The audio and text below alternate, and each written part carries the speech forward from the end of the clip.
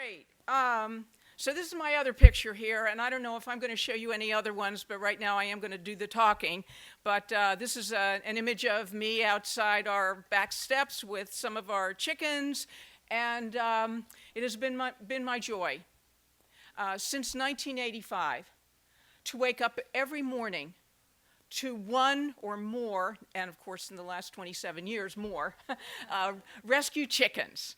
And we've also had turkeys at our sanctuary and ducks. Right now, all of our birds are chickens, including 7 rescued roosters, and a peafowl and 2 peafowl, Frankincense and Felicity.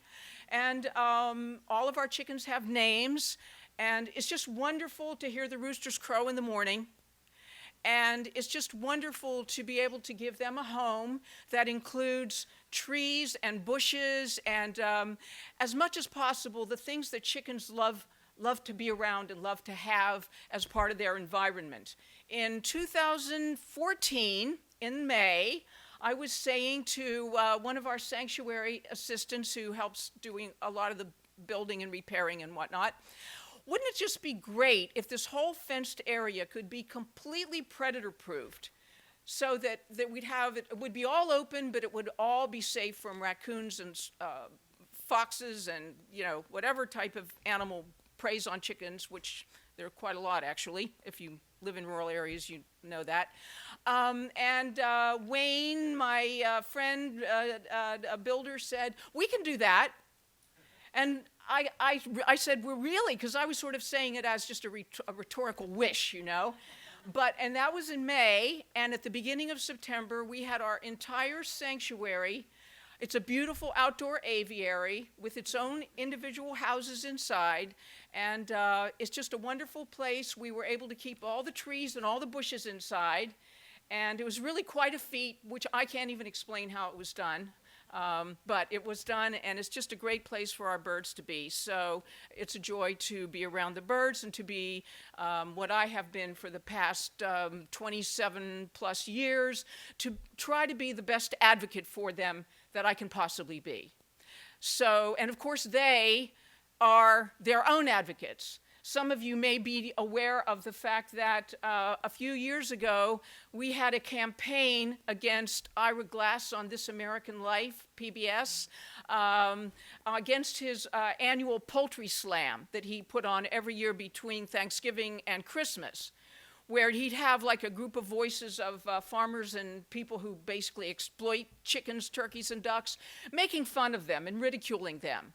So I asked our members to send your pictures, send your stories about your chickens and your turkeys and ducks and how wonderful they are, and really bombard him, Ira Glass, with who these birds really are, as opposed to the false and demeaning stories that you are promoting in your annual poultry slam.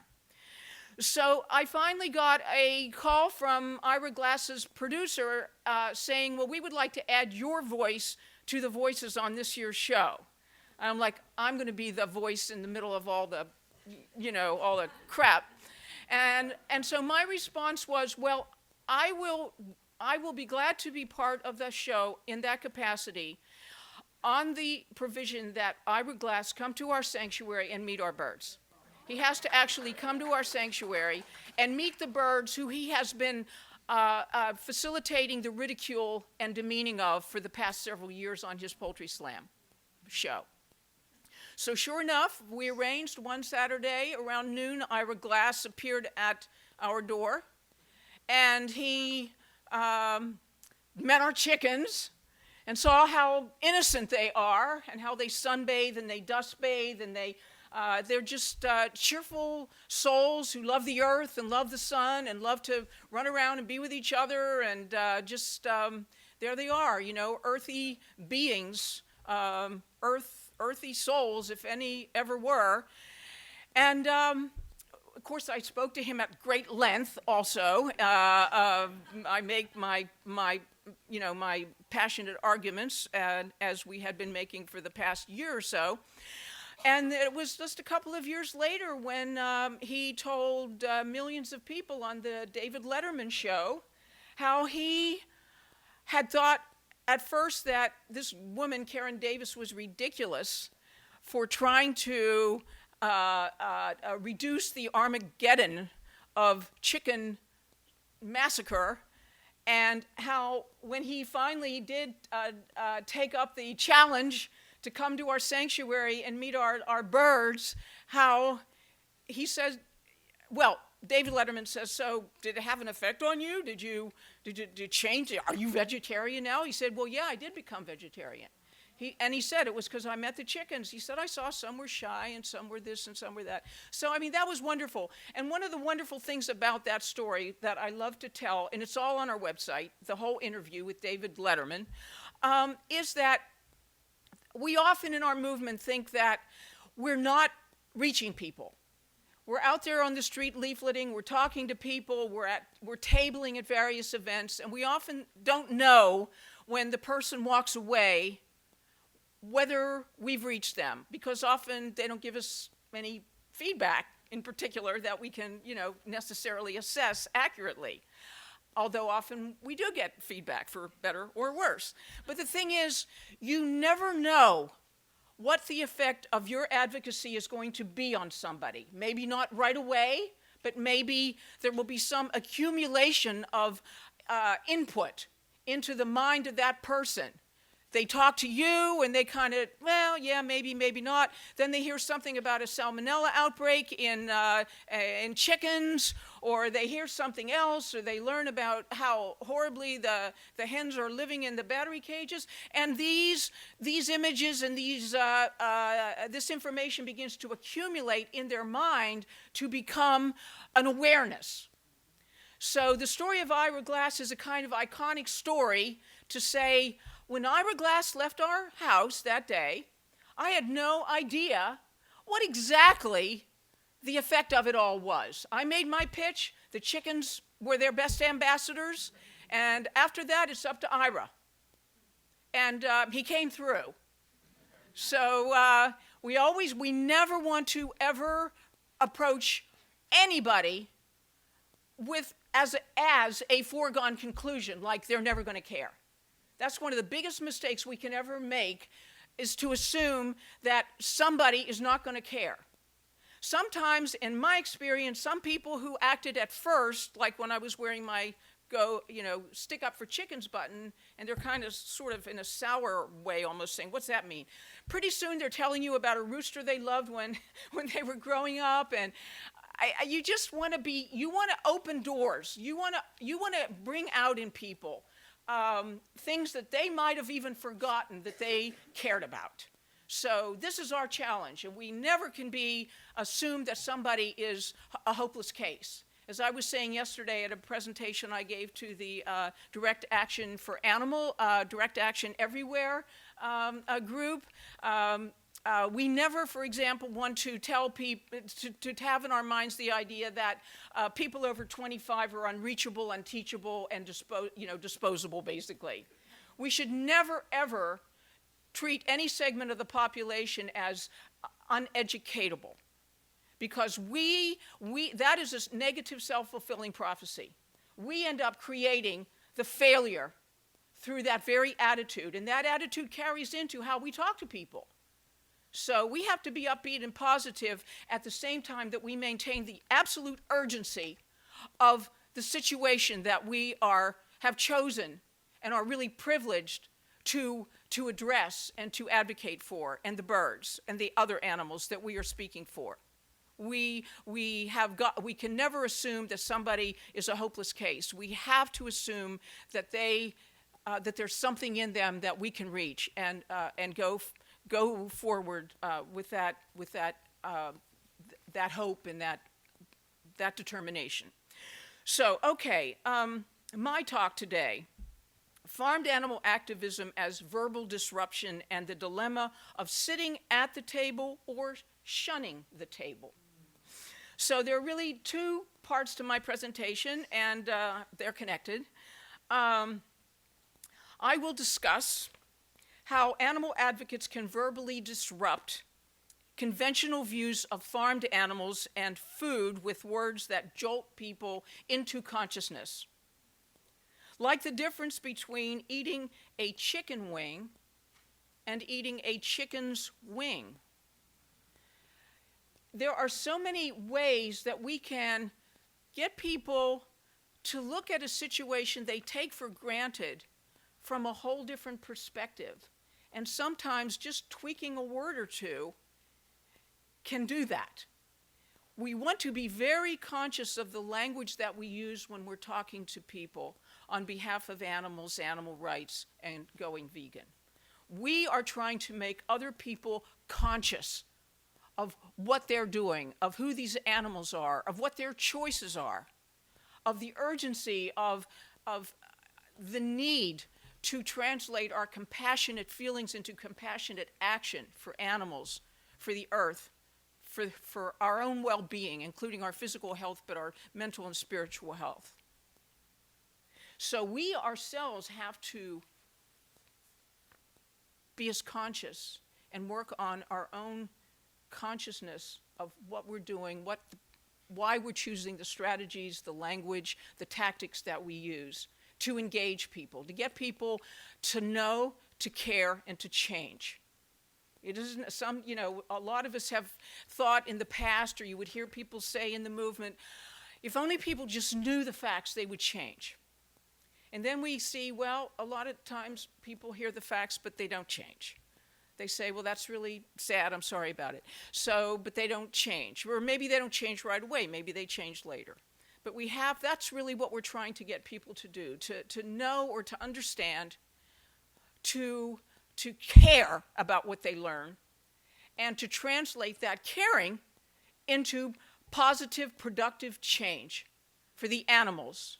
And I always have to say, for the animals, the earth, for ourselves, because our lives are all enriched and improved when we ourselves enlarge this sphere of our compassionate sense, our desire for justice, not just for those we know or ourselves, but to enlarge that scope of who we consider to be deserving of being treated justly, which is virtually everybody.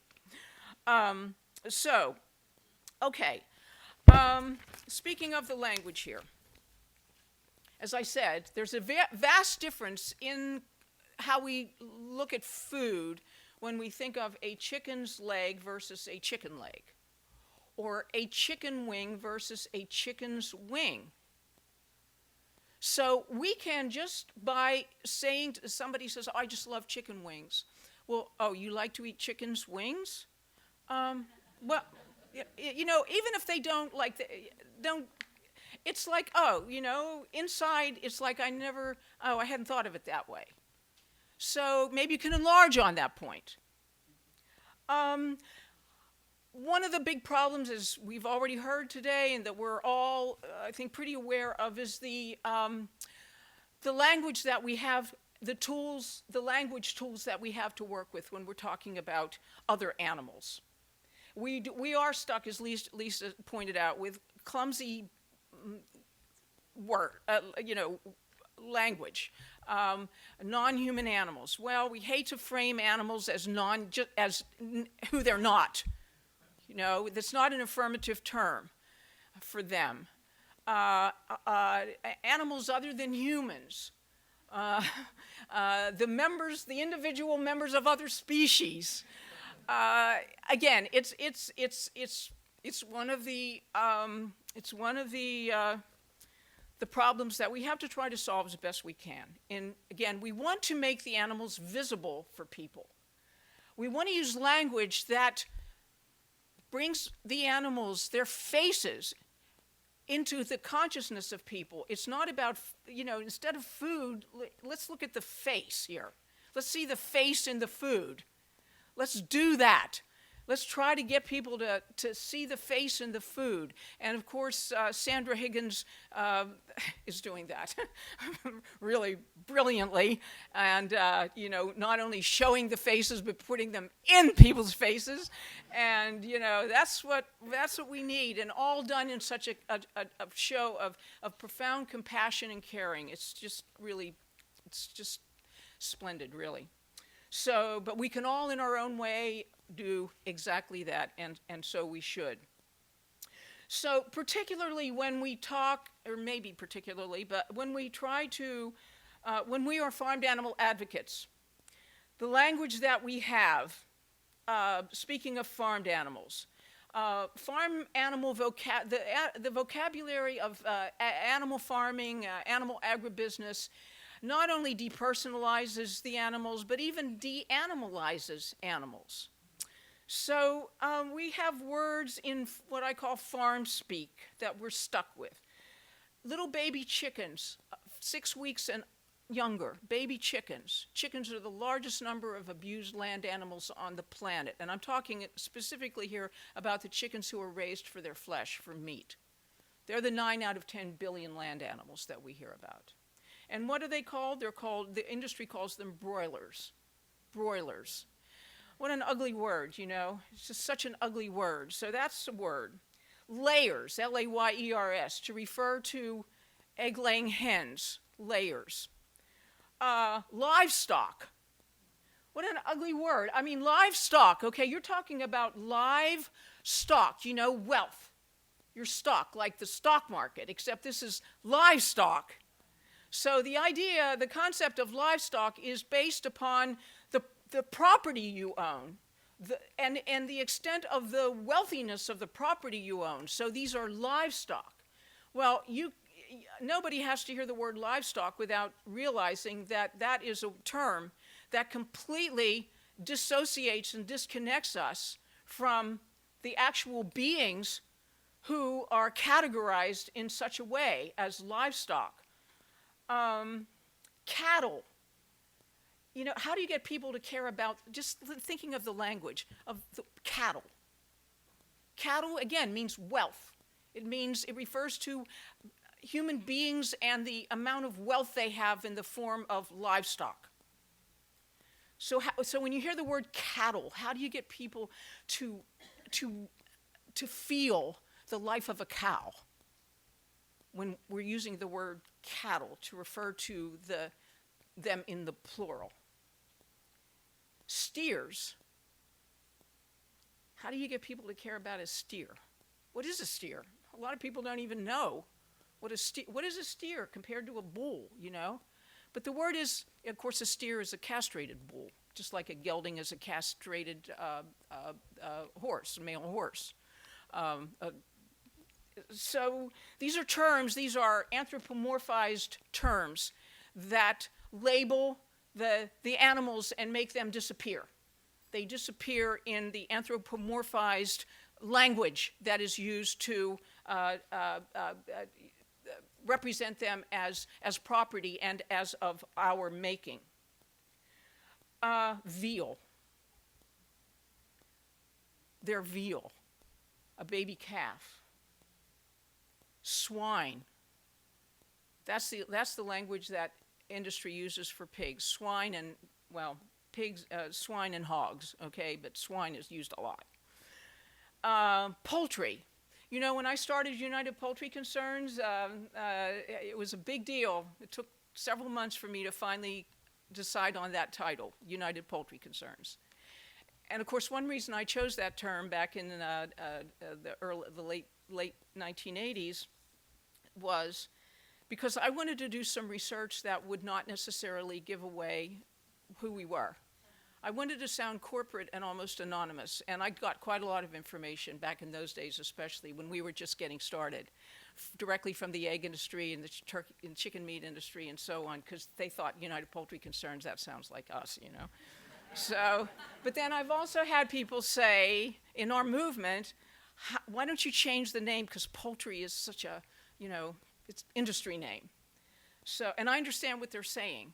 I actually like the word poultry. I think it's an attractive, I'm taking it back from them, you know, and making it ours, something like that. Okay, and then terms like meat birds, meat birds, M-E-A-T birds. Okay, so these are the language of industry. And when we're talking to members of, you know, the public, when we're talking to a reporter with the news media, you know, we have to we have to have language which sounds not totally so weird that then that they just can't relate to that either. But at the same time, language that brings the animal, him or herself, to the foreground.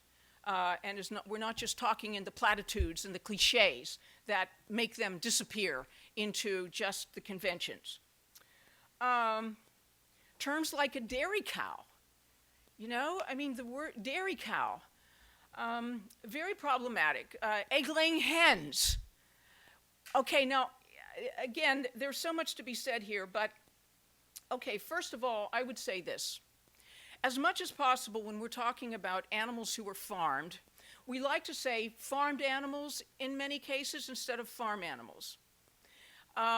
Somebody else coined, it might have been Alex Hershaft, I think he gets credit for saying farmed animals instead of farm animals.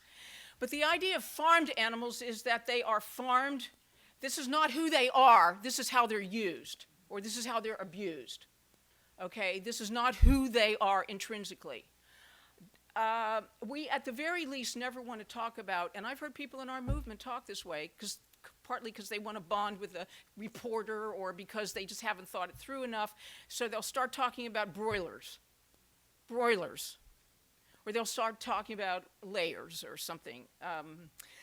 So that, again, the animal just does not come forward in that kind of language. So at the very least, if we have to use these sort of terms of identification to clarify which animals we're speaking of, we never want to use those demeaning agribusiness terms as nouns, but only as adjectives. Okay, at the very least, we are going to say egg-laying hens. We're not going to say egg layers. We're going to say veal calves. We're not going to say raising veal. We're not going to say they live in veal crates. No, they live in veal calf crates. We only use the disparaging and a term of utility as an adjective, and we try to find ways that will still communicate with people effectively, or that will communicate better with people, in ways that do not diminish the animals or help to solidify the diminished capacity that we inflict upon them, both verbally and actually. So at the very least, we want to say veal calves to distinguish them. Chickens raised for meat. I mean, again, you're just stuck with this clunky language. Sometimes, like, I live on the eastern shore of Virginia. We're down there because of our sanctuary. It's one of the biggest chicken-producing areas of the entire country, the Delmarva Peninsula, comprising all of Delaware and the eastern shore of Virginia and Maryland. And we're on the eastern shore of Virginia and Maryland. At any given time, over 500 million chickens are living in total dark concentration camps. That's all you can call them. They're concentration camps. They're concentrated, they're confined, they can't get away, and they're treated with complete contempt. So that's a concentration camp. And there are like 5,000 of those on a strip of land that's only 150 feet long and 50 feet across. Many billions more chickens down there on the eastern shore than human beings. So sometimes I'll say, like, Purdue chickens, or Tyson chickens, always with sort of air quotes, as much as possible, just to clarify which unfortunate type of chicken we're talking about here. Now, a language that we hear a lot of especially now in the so-called alternative farming vocabulary amongst the alternative farming advocates, we hear terms like this: grass-fed beef, pasture-raised eggs. The other day I was listening to, I think it was NPR, and the speaker talked about, no, it was in the New Yorker. I was reading one of they have great articles, except when it's about animals and food, especially food, then they're just terrible. Grass-fed pork bellies. They're so wonderful.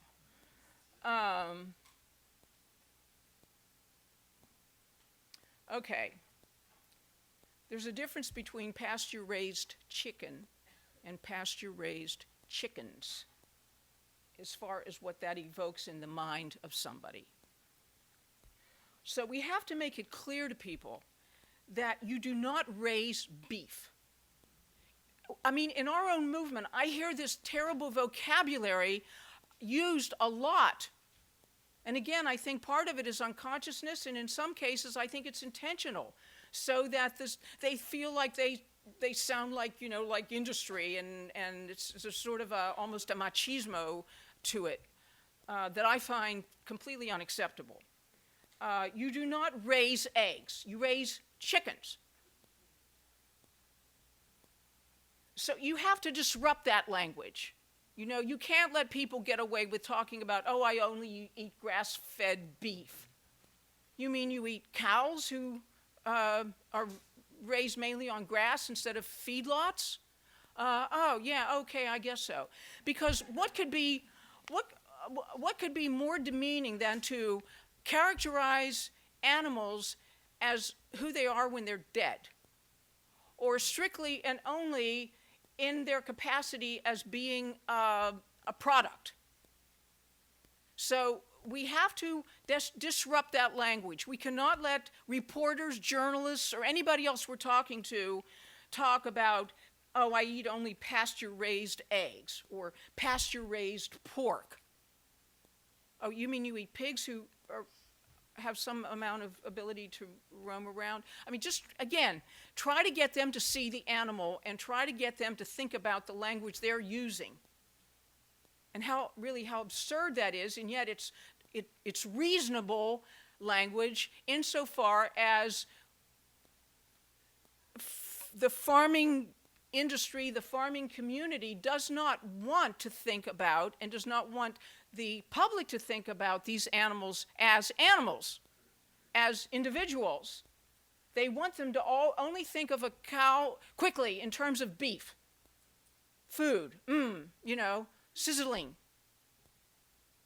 So we have to disrupt that language, and it's pretty easy to do. It's just when we become conscious of it. And by the way, we have all of this on our website under Thinking Like a Chicken, and also under Effective Advocacy, Activism, excuse me. So you can read all of this. You can download it, read it. I read a blog a couple of days ago in which a prominent animal advocate, I guess you'd say, is talking about how they're going to be working to try to get industry to raise the chickens bred for meat production to grow more slowly. Now, that's a whole issue in and of itself, and you can go right to our homepage and you can read what I have had to say about that. But here's how the animal person, so to speak, refers to these poor baby chickens who have the bodies of, 365-pound human infant. They're so miserable that there's no way that we could even imagine how miserable they are. And here's how the animal advocate is referring to them: as Franken chickens. Now see, that's not right. We have no business as animal advocates to be representing our victims as freaks. You are so distant. Anybody who already doesn't care very much, if they hear the term Franken chickens, ooh, they're monsters. Ooh, they're freaks. We, as advocates for these animals, we're all they have. Our language and how we advocate for them matters 100%. Otherwise, we're not advocates, and we should not call ourselves their advocates if we're referring to them as Franken chickens and Franken pigs. What Franken chickens and Franken pigs represents is the absolutely horrible, vicious, cruel, heartless, merciless things we have done to their bodies, to ruin their bodies, so that we can extract their flesh, their mother's nursing milk, and their eggs, so that we taking a hen, and who in her natural state of evolution in the tropical forests lays only maybe 2 clutches in the spring and early summer, adding up to about 24, 25 eggs total per year. Now these same hens have been bred, crossbred, inbred, overbred, tortured into laying between, per hen, 250 to 300 eggs per year. Now, that's why they suffer from all kinds of reproductive tumors and, well, I could go on and on about it. The chickens who have been bred for just nothing but breast muscle tissue, they can't even walk. They can't carry their weight. All the hell that you can imagine has been put inside their body, and then they're living in total pollution, total toxic waste. I always think about how they must be nauseated all the time. I mean, if you've ever gone into a chicken house, whether it's a battery cage operation, as I have done, or down where we are on the eastern shore of Virginia and Maryland, where all the chicken houses of the baby chickens raised for meat are crammed into these wall-to-wall, into these big chicken sheds on the floor systems.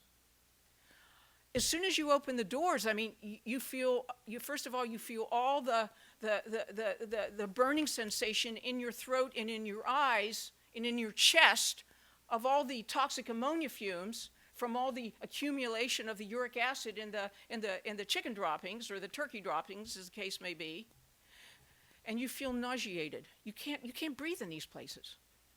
You can't breathe. You feel sick in your stomach. And yet, that's their whole life. So to get to what we've been done to them as a species, what we have done to them genetically, to take healthy bodies, healthy, sane bodies and beings, and turn them into what we then have the nerve to call Franken chickens. No, I mean, anybody who has ever, been assaulted physically, has been raped in any sense, imagine having your body totally at the mercy of somebody you cannot ever escape. What if somebody came from outer space and decided they wanted to raise us for food and started doing these terrible things to our bodies? That could happen. So it's no joke. I mean, these birds and these other animals are living in alien bodies. You have chickens and turkeys locked up in a body that has nothing to do with who they are intrinsically, that they have to try to cope with. So it's very important that we understand that fact and that we do not think we're being cute in speaking about their misery, which we have created in them and for them, by using these mean terms to try to bond with and connect with a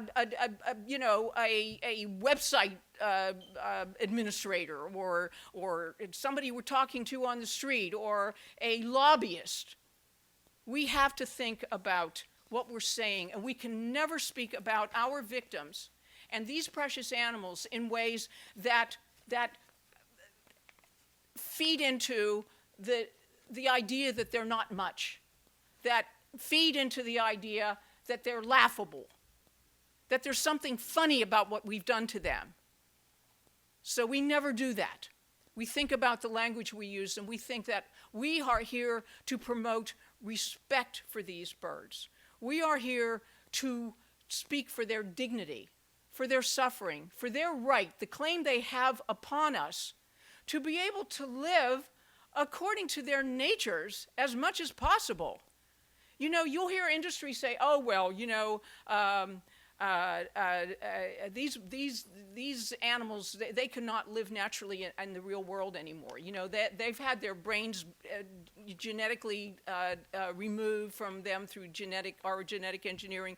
They don't know how to fend for themselves out there. They've just been basically so denatured that they're not in any way related to their wild ancestors or contemporary relatives, if there still are any contemporary relatives living in the so-called wild, which is their homes. But yet those of us who run sanctuaries can quickly jump in and disrupt any discussion that suggests that a chicken, for example, is no longer able to recognize the environment that is either better or worse for her, or cannot, having been rescued from a chicken farm or a battery caged operation, that they cannot rediscover who they intrinsically are. We who run sanctuaries, we are in the position of authority to say, that's just not even true at all. When these birds come to our sanctuary, what is the first thing that a hen will do who has never set foot on the ground before when we lift her out or allow her to emerge from the carrier cage, from wherever she came from? They start to take a dust bath. For those of you who aren't familiar with chickens and turkeys and many other ground nesting birds, quails and so on, chickens, for a chicken and these types of birds, a dust bath is the same as for us, what for us is a water bath. That's how they clean themselves. That's how they get all the built up debris and out of their skin, and they keep their feathers glossy and fresh and beautiful plumage, which is also part of their total hygiene and physical well-being. They want to be clean. Remember that we keep animals in situations, in farming situations, where they never get to experience their God-given desire and right to be clean. Animals don't want to be dirty. If you smell them, that means that's not about them, that's about us. When you go out into the forest or wherever where animals live, you don't smell their poops and their bodies and all that. You know, we create the situations where their bodies and their droppings and all their natural processes become toxic, disgusting. That's our imposition on them. That's not who they are. That's who we are. That's who we are. That is inflicted upon who they are.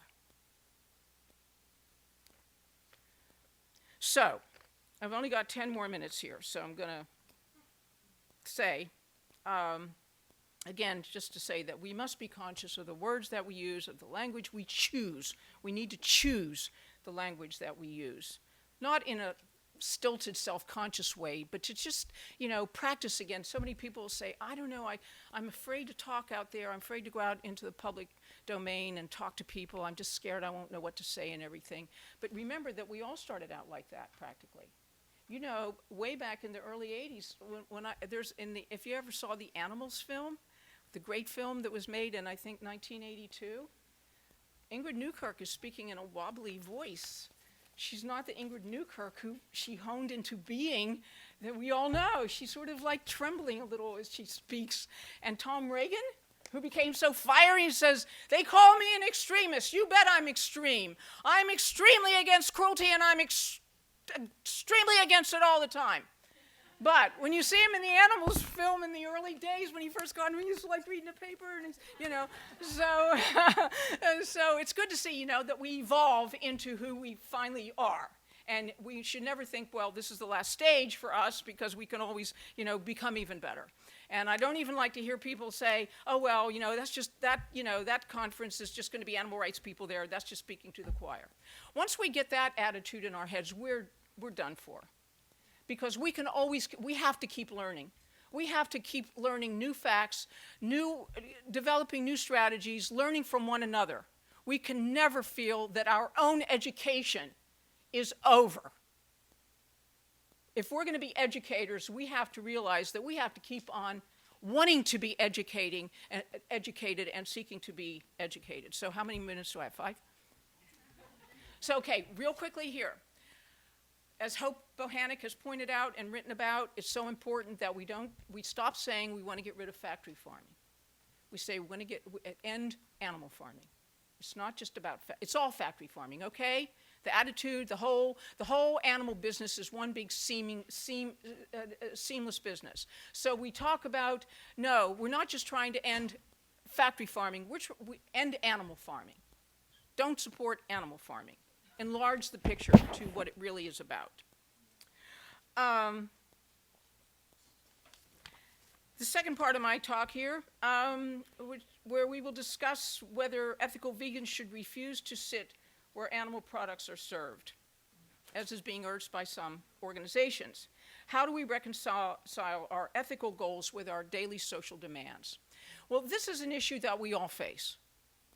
I have in some ways, the good fortune of living in a very isolated place where, for the most part, I don't have to make the decision about going out with my coworkers to a place where they're going to be serving animal products, and most of my coworkers are going to be eating animal products, and the question is, should I tell them I'm going to go and, I can't sit with you, I'm going to have to sit by myself, and you'd like to join me and be vegan over here at this other table, I would love to sit with you.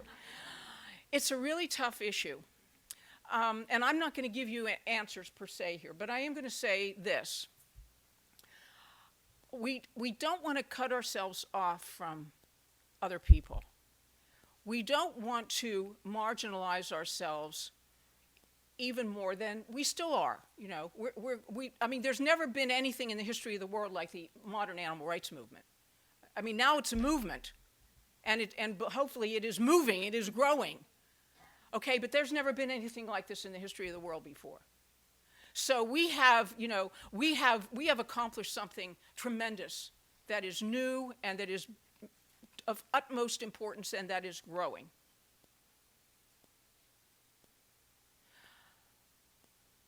We're still, though, on the margins of most of the public discourse. Anybody who watches television or news shows or reads about social justice issues, pretty much, I mean, you almost jump out of your chair when any mention of animals and as part of social justice concerns is even in the discussion at all. Oh, they mentioned animals. Oh, they consider us part of the whole effort to try to bring justice to the world.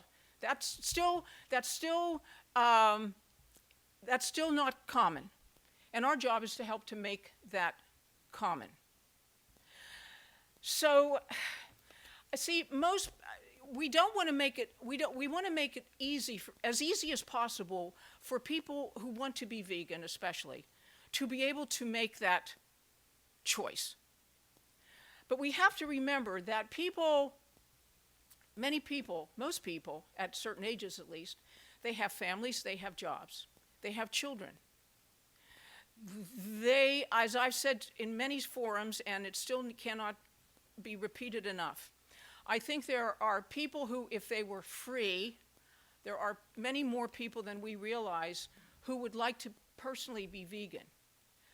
But because mealtime is the time when people want to relax, they want it to be stress-free, they want to be fulfilled and be filled both in the sense of feeling full and feeling emotionally satisfied.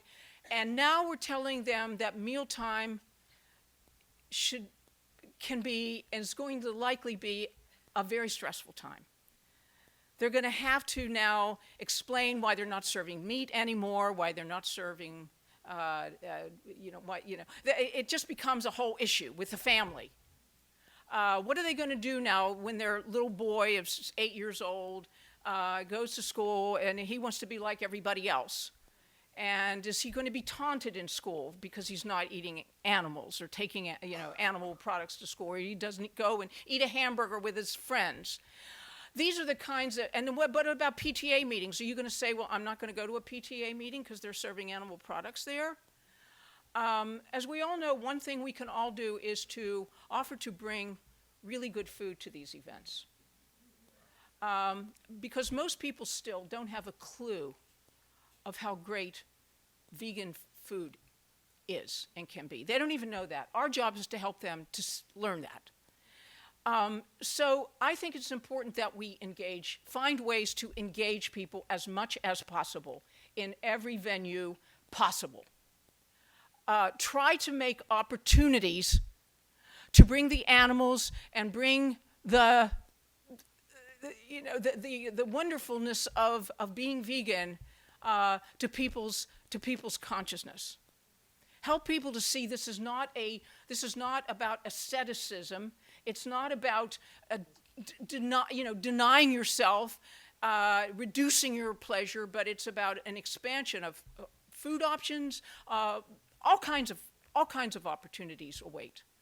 Now, again, there are ways to do this, and I certainly don't have the leisure here to give specifics, but I do think, we can find ways. I mean, when people say, for example, if we're at the table and somehow the issue of who we're eating and what we're eating and so forth comes up, and people will say, well, yeah, I know, I care about the animals, but I care about human beings first.